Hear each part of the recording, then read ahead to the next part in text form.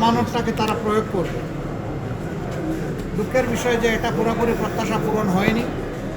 বেশ কিছু জায়গায় অনেক সমস্যা হয়েছে, আপনারা জানেন। ওইদিকে আজকে আমরা যাচ্ছি না। আজকে ছিল নির্বাচিত জনপ্রতিনিধিদের শপথের দিন।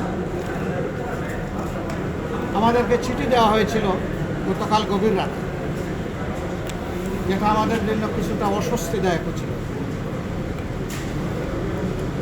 তারপরেও আমাদের নাগরিক দায়িত্ব হিসাবে দেশবাসীর প্রতি সম্মান রেখে আমরা এসেছিলাম শপথ নিতে। ইতিপূর্বে বেশিরভাগ ক্ষেত্রেই আমরা লক্ষ্য করেছি একই দিনে একই সময়ে অনুষ্ঠিত হবে। এবারে বোধহয় আপনারা তার ব্যতিক্রম লক্ষ্য করেছেন। সরকারি দল আমাদের আগে তারা শপথ নিয়েছেন। আমাদেরকে সংসদ সচিবালয় থেকে যে পত্র বা চিঠি দাওয়াতনামা দেওয়া হয়েছিল, সেখানে 2টি শপথের কথা উল্লেখ ছিল। বলা হয়েছিল সংসদ সদস্য হিসেবে আমরা প্রথমে শপথ নিব, একটা সাদা ফর্ম আমাদেরকে বিলি করা হবে, প্রয়োজনীয় লেখাজোখা শেষ করে আমরা সেটা জমা দেব। আরেকটা শপথ হবে জুলাই চার্টার এবং গণভোটের যে প্রজ্ঞাপন হয়েছিল তার ভিত্তিতে সেই শপথটা গণভোটের শপথ, সংস্কারের শপথ। এইখানে সংস্কার পরিষদ সদস্য হিসাবে আমরা আরেকটা শপথ।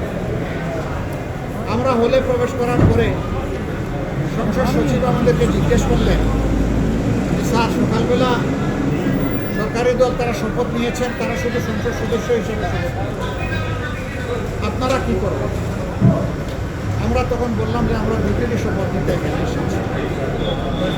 আমাদের তো গভীর রাতে আপনারা দাওয়াতনামা পাঠিয়েছেন, তারপরে আমাদের কোনো কনসার্ন থাকলে আগেই আমরা জানাতাম। আমরা কেন 2টা শপথ নিলাম, ওনারা কেন একটা নিলেন? ওনারা কেন নিলেন তার ব্যাখ্যা ওনারা দিয়েছেন। আমরা যে ব্যাখ্যাটা দিতে চাই, আমরা মনে করি যে 26-এ কোনো নির্বাচন হওয়ার কথাই ছিল।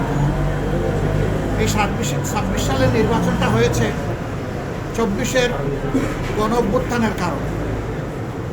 আমরা গভীর শ্রদ্ধার সাথে যাদের কারণে আজকের এই নির্বাচন, আজকের এই সংসদ, আমি তাদেরকে স্মরণ করছি, যারা জীবন দিয়ে দুনিয়া থেকে বিদায় নিয়েছে। আল্লাহ তাদেরকে শহীদ হিসাবে কবুল করুন। আমিন। যারা লড়াই করে আহত হয়েছেন, পঙ্গু হয়েছেন, তাদের প্রতি আমাদের গভীর সমবেদনা। আল্লাহ তাআলা তাদের সুস্থতার নিয়ামত দান করেন।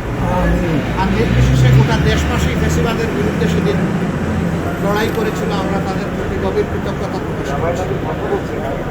সম্মানিত সাংবাদিক বন্ধুগণ, আমরা আজকে হয়তো শপথ নিতে ভিন্ন চিন্তা করতে পারতাম, কারণ জুলাইয়ের আকাঙ্ক্ষা এবং গণভোটের রায়, এই 2টার প্রতি সম্মান দেখানো রাজনৈতিক দল হিসাবে আমাদের পবিত্র দায়িত্ব আমরা গণ্য করেছি। আমরা গণভোটের রায়কে সম্মান করেছি, জুলাইয়ের আকাঙ্ক্ষাকে সম্মান করেছি, যারা আমাদেরকে ভোট দিয়েছেন তাদেরকে সম্মান করেছি, এবং আমরা একমত হয়েছি যে এই শপথ নেওয়া আমাদের কর্তব্য। তবে আমরা মনে করি সরকারি দল শপথ না নিয়ে তারা জুলাইকে উপেক্ষা এবং অবজ্ঞা করেছে। এতে জন আকাঙ্ক্ষার বিপরীতে তাদের অবস্থান বলে আমরা মনে করি। সংস্কারের বিপরীতে তাদের এই অবস্থান স্পষ্ট।